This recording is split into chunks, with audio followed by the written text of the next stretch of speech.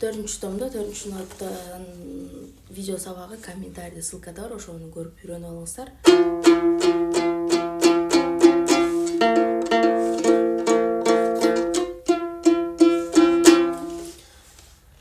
Жайыраак айтайын,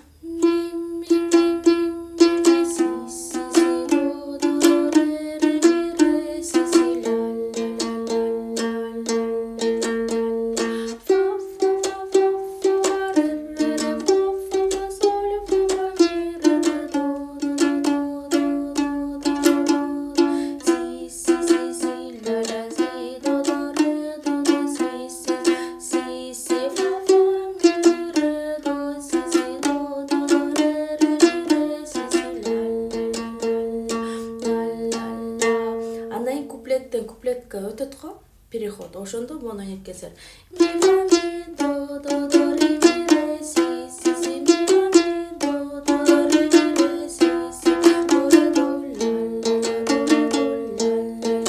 Экинчи куплетке кеткенсиз.